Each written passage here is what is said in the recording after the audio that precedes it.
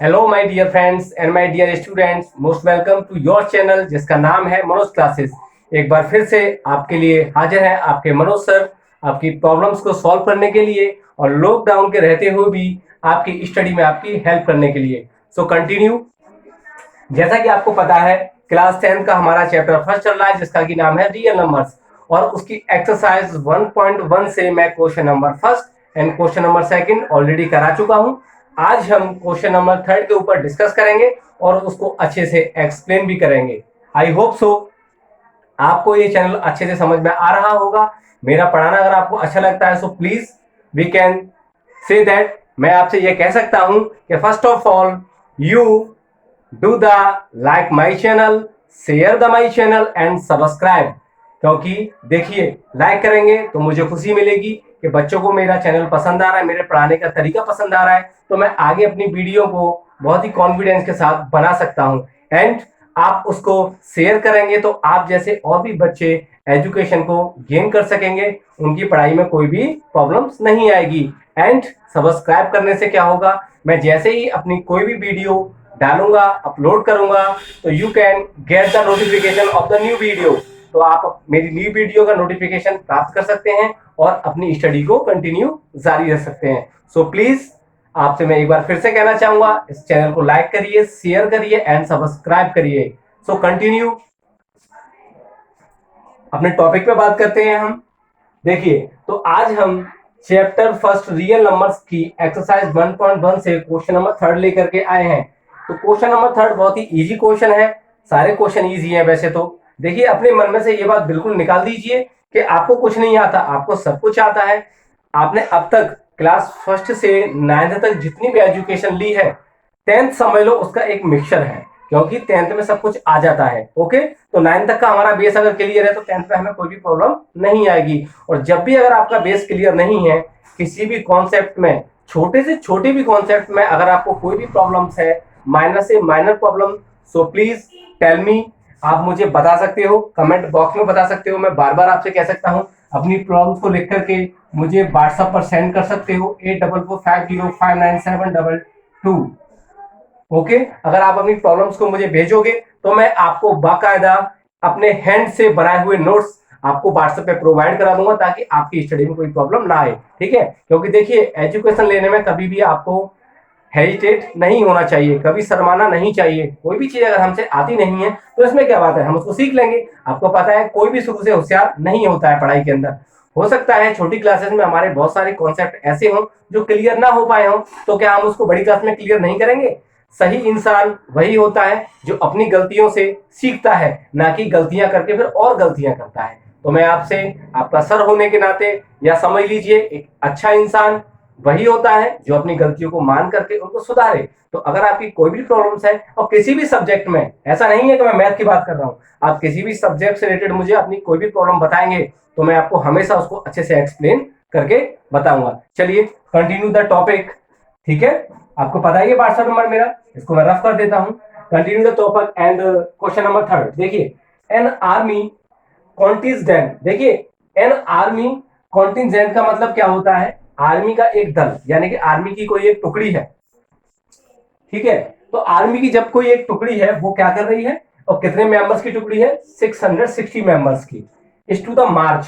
मार्च आपको पता है क्या होता है? जब हमारी आर्मी, ठीक है, सबसे पहले आर्मी को मैं सल्यूट मारता हूं, क्योंकि आपको पता है आज हम अपने भारत देश के अंदर अगर आजादी से सांस ले सकते हैं तो सिर्फ एक आर्मी की वजह से।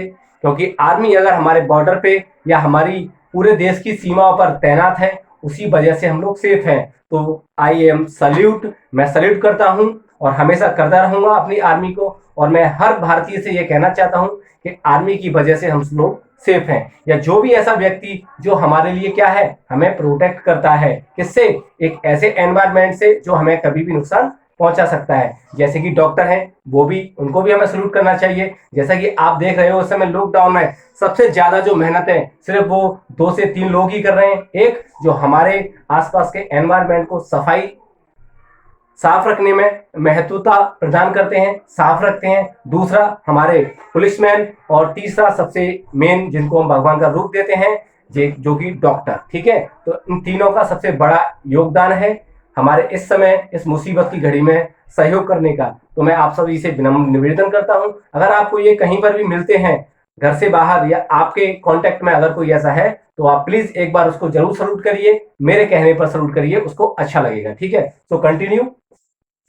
तो मार्च माने कोई भी एक आर्मी की ऐसी टुकड़ी जो मार्च करना चाहती है behind an army band. Band माने भी क्या होता है, बैंड माने भी एक दल होता है एक आर्मी के पीछे, जो कि 32 मेंबर्स, कितने 32 मेंबर एक परेड में वो रखना चाहते हैं।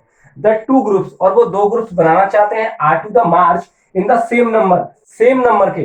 ठीक है, अब देखिए जैसे कि सेम नंबर की जब बात आती है तो आपको पता है हमारे दिमाग में एक बात स्ट्राइक करनी चाहिए कि अगर यहाँ सेम नंबर की बात कर रहा है तो कुछ इस तरीके से हम डिफाइन करना चाहेंगे कि सपोज करो ये कोई नंबर है, ठीक है, तो ये दो कॉलम है, अगर ये दो कॉलम है तो इनमें नंबर भी हमारे कितने होने चाहिए, इस तरीके से दो।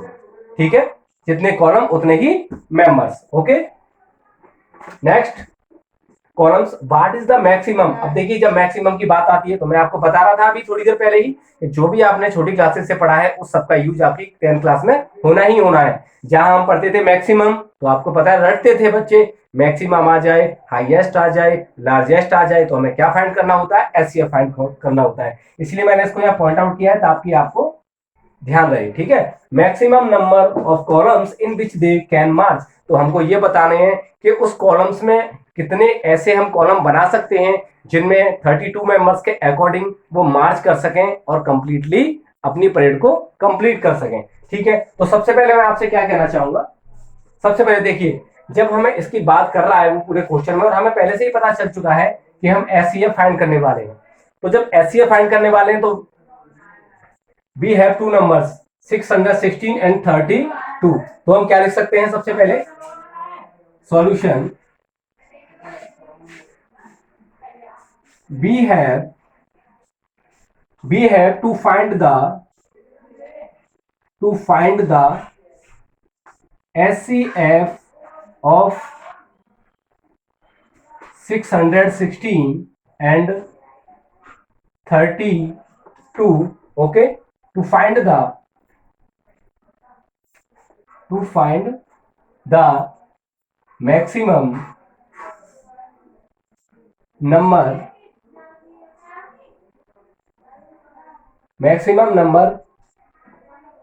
ऑफ कॉलम्स, क्योंकि हमें कॉलम्स का ही निकालना है, कितने कॉलम्स ज्यादा से ज्यादा हम बना सकते हैं जिनमें सारे आर्मी मैन क्या कर सकें, परेड कर सकें। Columns in which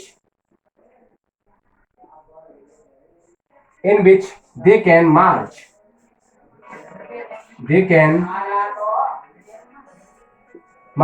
okay. Now to find the HCF, ठीक है, और आपको पता है जब हम एचसीएफ फाइंड करने की बात कर रहे हैं तो सबसे पहले हमें क्या यूज करना है, जैसा कि हम पूरे चैप्टर में फर्स्ट में पढ़ते आए हैं, एग्जांपल्स में भी पढ़ते आए हैं, हमेशा आपको इक्लर्स एल्गोरिथम लगाना है। तो ठीक है, हम यहाँ एचसीएफ फाइंड कर रहे हैं, किसे कर रहे हैं, we can use Euclid's algorithm.